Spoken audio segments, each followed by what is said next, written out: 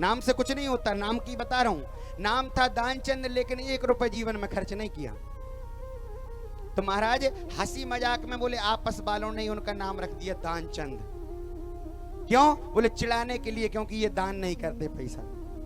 एक दिन महाराज क्या हुआ, दानचंद को जब खूब चिढ़ाया व्यक्तियों ने, तो उनकी पत्नी ने कहा, अरे जी सुनते हो, एक बात बताओ, जब तुमसे सब कंजूस कंजूस कहते हैं, तुम भी हद करते हो यार, 1 रुपए दान नहीं कर सकते कि यह बात ही मिट जाए। दानचंदी कहते कैसे दान कर दूं, ऐसे दान तो होगा नहीं। ना गंगा स्नान करने जाते, क्यों? जाने में धन खर्च होगा। ना भागवत की कथा करवाते, कथा करवाने में धन खर्च होगा। भागवत की कथा तो ठीक है, घर में महाराज कोई पूजन तक नहीं करते, क्यों? प्रसाद अगर भोग लगाएंगे तो पैसे खर्च हो जाएंगे। एक दिन जब सबने खूब चढ़ा दिया, तो कहा चलो अच्छा मैं गंगा जी में स्नान करने जाता हूं। बहुत बड़ी हिम्मत कर ली अंदर से, चलो मैं गंगा जी में स्नान करने जाता हूं। और गए कैसे महाराज? चले तो घर से, रास्ते में एक रिक्शा वाले से पूछा क्यों गंगा जी चलो? कहीं हाँ ठीक है, कितने रुपए? बोले 50 रुपए। अरे भगवान, नहीं। अब क्या महाराज, कंजूसी की हद है। दानचंद जी पैदल पैदल गंगा जी, 21-20 किलोमीटर की दूरी थी, दानचंद जी पैदल पैदल पहुंच गए। और क्या देखते हैं महाराज, घाटों पर तो पंडा जी बैठे हैं। घाटों पर पंडा जी बैठते हैं ना, गंगा जी के किनारे पंडा जी बैठे हैं। और अगर पंडा जी के घाट पे स्नान करोगे तो दान तो करना पड़ेगा, पैसा तो कुछ खर्च करना पड़ेगा। अब दानचंद जी ऐसी जगह देख रहे कि कहीं जहां पंडा जी ना बैठे हों, ऐसी जगह जाकर के हम स्नान करें। महाराज ऐसा कोई घाट नहीं जहां पंडा ना बैठा हो। एक घाट मिला जैसे तैसे, कौन सा? बोले मुर्दा घाट, जिस पर कोई पंडा जी नहीं। चलो अच्छी जगह है, पंडा जी नहीं है, चुपचाप से स्नान कर लेता हूं। वस्त्र उतारे, कपड़े उतारे और गंगा जी में छलांग मार दी। गंगा जी में जैसे ही स्नान किया, भगवान शंकर देख रहे थे। भगवान शंकर को देखते देखते कौतुक सूचा। भगवान ने सोचा अरे ये बहुत कंजूस है, आज इसके आनंद लिए जाएं।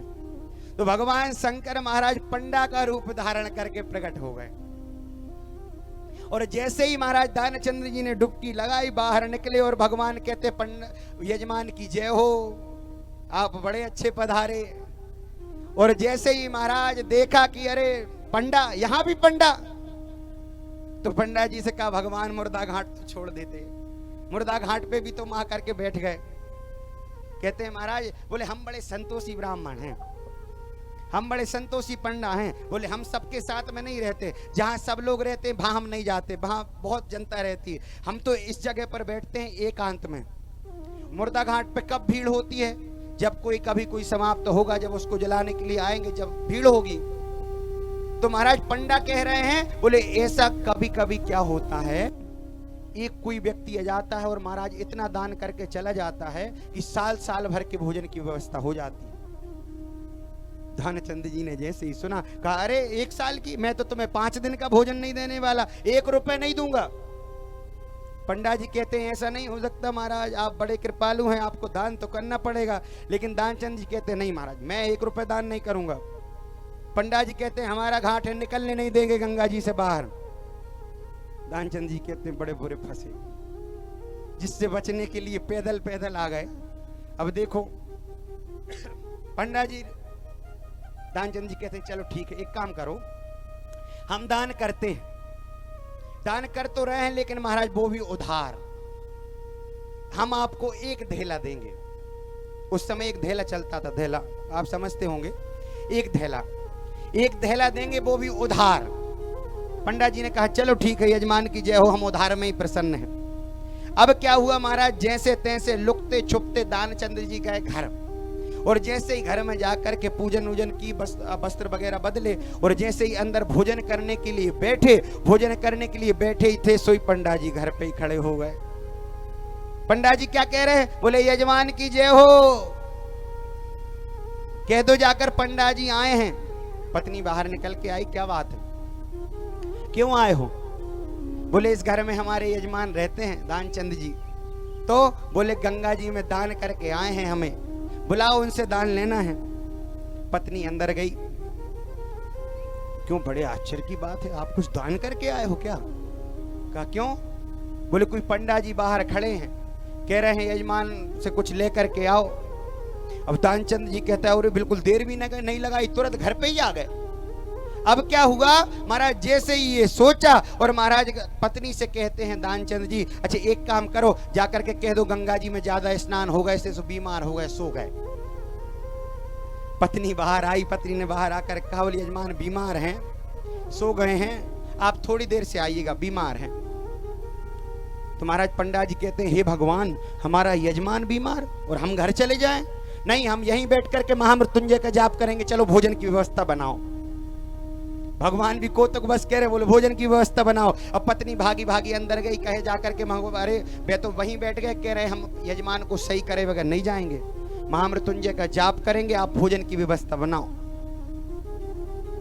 अब दानचंद जी कहते हैं अरे बड़े बुरे फंसे, लगता है इस बार तो देना पड़ेगा, लेकिन फिर भी मन कहते नहीं, दूंगा तो नहीं। क्या कहा? बोले चल जाओ। पत्नी से कहा एक काम करो, कह दो दानचंद्र जी मर गए। अब क्या हुआ महाराज, दानचंद जी मर गए की बात जैसे ही सुनी तो हमारे पत्नी ने आकर के पंडा जी से कहा अरे बड़े बड़े बुरा हुआ, इतने थक गए थे कि महाराज थक के मर ही गए। अब तो महाराज ऐसी बात जब जैसे ही सुनी, अब तो पंडा जी कहते हैं और भगवान हमारे यजमान खत्म हो गए। No way, you can't be serious. आई पत्नी ने बाहर आकर कहा बोले यजमान बीमार हैं, सो गए हैं, आप थोड़ी देर से आइएगा, बीमार हैं। तो महाराज पंडा जी कहते हैं हे भगवान, हमारा यजमान बीमार और हम घर चले जाएं? नहीं, हम यहीं बैठ करके महामृत्युंजय का जाप करेंगे, चलो भोजन की व्यवस्था बनाओ। भगवान भी कोतक बस कह रहे, बोले भोजन की व्यवस्था बनाओ। अब पत्नी भागी भागी अंदर गई, कहे जाकर के अरे वे तो वहीं बैठ गए, कह रहे हम यजमान को सही करे बगैर नहीं जाएंगे, महामृत्युंजय का जाप करेंगे, आप भोजन की व्यवस्था बनाओ। अब दानचंद जी कहते हैं अरे बड़े बुरे फंसे, लगता है इस बार तो देना पड़ेगा, लेकिन फिर भी मन कहते नहीं, दूंगा तो नहीं। क्या कहा? बोले चल जाओ। पत्नी से कहा एक काम करो, कह दो दानचंद्र जी मर गए। अब क्या हुआ महाराज, दानचंद जी मर गए की बात जैसे ही सुनी तो हमारे पत्नी ने आकर के पंडा जी से कहा अरे बड़े बड़े बुरा हुआ, इतने थक गए थे कि महाराज थक के मर ही गए। अब तो महाराज ऐसी बात जब जैसे ही सुनी, अब तो पंडा जी कहते हैं और भगवान हमारे यजमान खत्म हो गए, बड़ा बुरा हुआ, अब तो तेरे ही खाए बगैर तो जाऊंगा नहीं, जब तक तरेंगे ही नहीं, कैसे जाऊं बगैर तेरे ही खाए। तो कहा आप अकेली रहती घर में, एक काम करता हूं, मैं ही जाके मोहल्ला में सबसे कह देता हूं कि दानचंद जी खत्म हो गए। और भगवान महाराज विकट रूप धरे प्रकाला, भगवान ने स्वरूप धारण किया और सबसे झट से जाकर के कह दिया कि दानचंद जी खत्म हो गए। भीड़ बढ़ गई, लेकिन इतना कंजूस महाराज बिल्कुल चुपचाप डला है। तो महाराज जब सब यात्रा के लिए ले जाते हैं तो एक घट पर बांधते हैं ना, तो इतना हटी महाराज की बंद भी गया, लेकिन उठा नहीं, आंख नहीं खोली एक भी बार, बंद गया। और बंद गया तो क्या हुआ? बोले जैसे ही ले जाने के लिए तैयार हुए, मुर्दा घाट ले जाने के लिए जैसे ही तैयार हुए, अब पत्नी तो कहती है महाराज नहीं, मरे नहीं है, जिंदा है, जिंदा है। तो आसपास वाली महिलाएं कहती अरे ये तो इनका प्रेम है, ये तो इनका मोह है, दानचंद्र जी तो मर गए। पत्नी कहती नहीं नहीं, मरे नहीं है, जिंदा है। लेकिन कह रहे नहीं। और महाराज वह भी इतना हटी, चुपचाप आंखें बंद करके लेटा है, और लेटा रहा, और ऐसा लेटा रहा महाराज की सब उठा करके भी ले गए, उठा के ले गए। जैसे ही महाराज चिता पर लिटा दिया, लेट भी गया, इतना कंजूस आदमी लेट भी गया। अब तो भगवान कहते हैं लगता है मुझे ही हार माननी पड़ेगी, ये नहीं देगा भैया दहला। तो भगवान ने कहा अच्छा, जैसे ही आग लगाने के लिए हुए तो भगवान ने कहा नहीं रुक जाओ, हम गुरु मंत्र दे रहे हैं, इनके कान में हम कुछ ऐसा कह दें जिससे ही भगवान के लोग को चले जाएं। तो भगवान उसके कान में क्या कहते हैं?